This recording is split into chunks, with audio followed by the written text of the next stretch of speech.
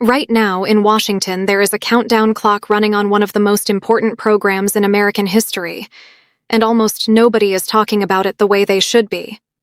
If you are over 50, if you have parents who depend on a monthly check, or if you are simply someone who plans to retire someday, what I am about to tell you will change the way you think about your future. Congress just unveiled a new plan for Social Security, and the details are not what most people expect. It is not a simple tax hike. It is not a simple benefit cut. It is something stranger, more urgent, and in some ways more clever than anything lawmakers have tried in over 40 years.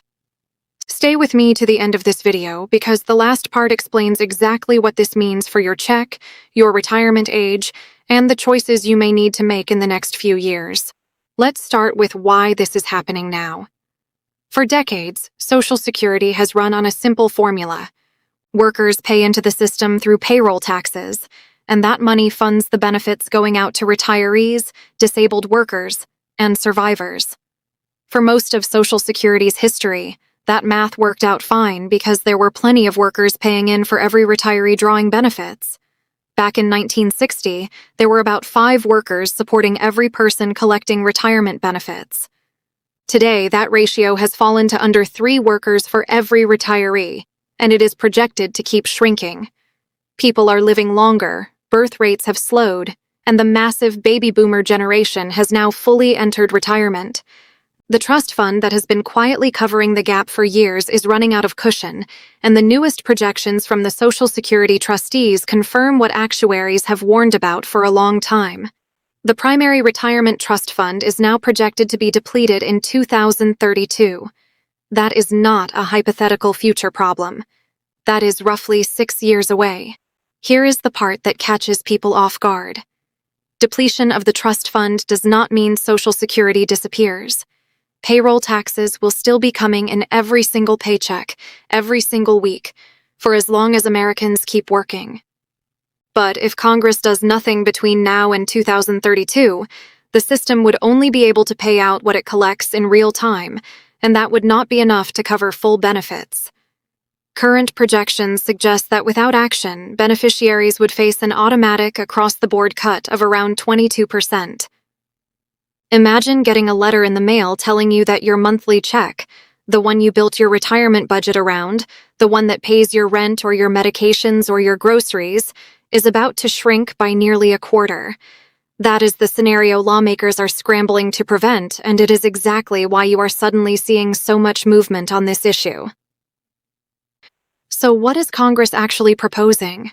This is where it gets interesting, because there are several different plans moving at once, and they approach the problem in very different ways. The first major proposal making headlines is a bipartisan bill known as the Promise Act, which stands for Protecting Retirement Opportunities and Maintaining Income Security for Everyone. What makes this bill unusual is that it does not try to solve the funding crisis directly. Instead, it is designed to force Congress to actually do its job. For years, lawmakers on both sides have talked about fixing Social Security, held hearings about fixing Social Security, and then quietly let the issue die because touching the program is politically risky. Nobody wants to be the senator or representative who voted for higher taxes or reduced benefits, even if the alternative is far worse for everyone down the road. The Promise Act tries to break that cycle. It would require a newly formed Social Security Advisory Board to draft a full rescue plan by a hard deadline, and then it would use a fast-track process that bypasses the usual congressional delays and procedural roadblocks, including the filibuster, to force an actual vote on that plan. In other words, instead of proposing specific cuts or specific tax increases right now, this bill is designed to make sure lawmakers cannot keep kicking the can down the road. Supporters argue this is the only realistic way to get anything done in a divided Congress, because it removes the option of simply doing nothing. The second major proposal comes from a bipartisan pair of lawmakers in the House, and it takes a similar but slightly different approach. Known as the Bipartisan Social Security Commission Act, this bill would create an independent commission tasked with studying the program's finances and delivering a formal set of recommendations to fix long-term solvency. The idea here echoes a piece of history that a lot of people forget about. Back in 1983, Social Security faced a very similar crisis, and it was ultimately saved by a bipartisan commission that hammered out a compromise, which Congress then passed into law. That fix included gradually raising the retirement age and adjusting the payroll tax, and it kept the program solvent for the next 4 decades. Supporters of this new commission approach argue that history shows this is the model that actually works, because it takes the pressure off individual politicians and puts the hard decisions in the hands of a group specifically built to find middle ground. Then there is a third, more aggressive proposal already sitting in the Senate, called the Social Security Expansion Act. Unlike the first 2 bills, this one does not just create a process.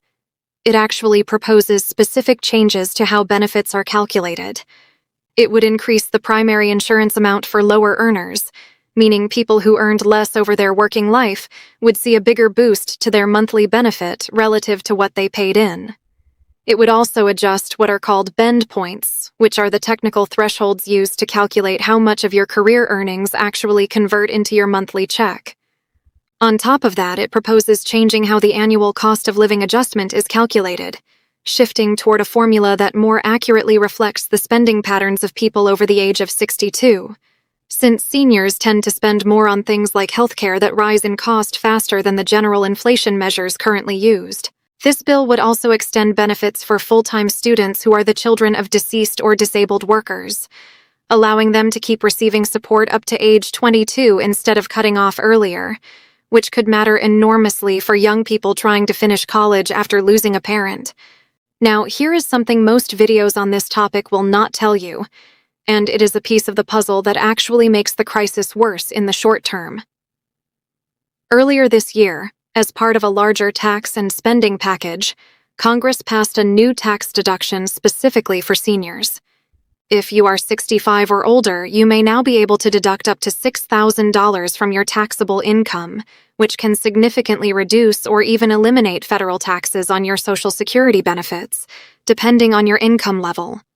Individual filers earning up to $75,000 and married couples filing jointly earning up to $150,000 can claim the full deduction, with a reduced version available up to higher income thresholds.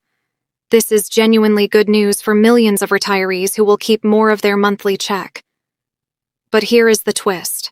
Because this deduction reduces the taxes that normally flow back into the Social Security Trust Fund, it is actually projected to speed up the depletion timeline by several months. So at the very same time Congress is handing seniors a tax break, it is quietly making the countdown clock tick a little faster. That is the kind of contradiction that rarely makes it into a headline, but it is exactly the sort of detail that shows you how complicated this fight really is. There is more happening on the day-to-day side of things too, and this affects almost everyone currently drawing benefits. The annual cost of living adjustment for the coming year has been set at 2.8%, which will raise the average retirement benefit by roughly $56 a month. That might sound like welcome news, but plenty of senior advocacy groups argue it is simply not enough to keep pace with what retirees are actually spending on, especially healthcare and housing. At the same time, Medicare premiums are climbing, which for many beneficiaries eats directly into that same monthly increase before it ever reaches their bank account. So even with a raise on paper, a lot of retirees may feel like they are treading water rather than getting ahead. On top of that, if you are one of the millions of Americans who claim Social Security early while still working part-time or full-time, the earnings limit that determines how much of your benefit gets temporarily withheld is also increasing. The annual limit for people under full retirement age is rising to $24,800, giving early claimants a bit more room to earn before their checks are reduced. So what does all of this actually mean if you strip away the political noise? It means Congress knows the clock is ticking, and for the first time in years there is real, visible movement, not just from one party but from lawmakers across the aisle working together. It means there are multiple competing visions for how to fix this, ranging from process-focused bills that force a vote to commission-based approaches modeled on the successful 1983 fix, to direct benefit and tax changes that would reshape the formula itself. None of these bills has been fully passed and signed into law yet, which means nothing is guaranteed and nothing is final. But the fact that multiple bipartisan proposals are moving at the same time, with real sponsors and real momentum, tells you this issue is no longer being treated as something to quietly ignore until after the next election.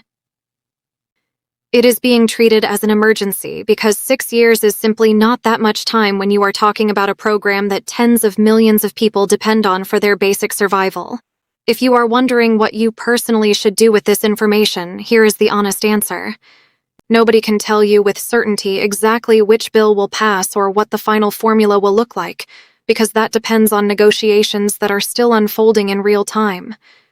What you can do is stay informed because the decisions made in the next couple of years could directly affect when you choose to retire, how much you rely on personal savings versus your monthly check, and how you plan around healthcare costs in retirement. If you found this breakdown helpful, if it cut through the confusing headlines and actually explained what is happening and why, do me a favor and hit that subscribe button right now. Because this story is moving fast, new details are coming out of Washington on this almost every single week. And I do not want you to miss the moment when one of these bills actually crosses the finish line. Subscribing means you will be the first to know exactly how your benefits could change before it becomes front-page news everywhere else. Tap that button, turn on notifications, and let's stay ahead of this together.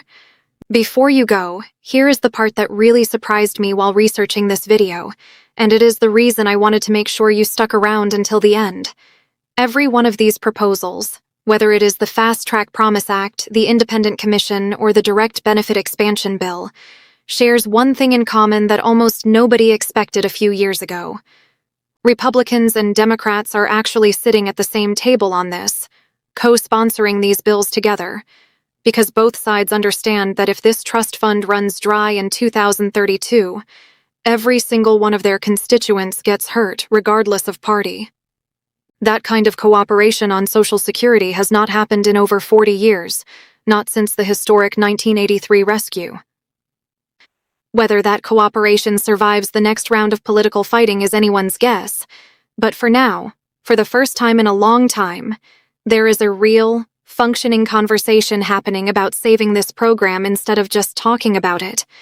Keep watching this channel because as soon as any of these bills move toward a final vote, I will break down exactly what it means for your check, your retirement timeline, and your future before anyone else does.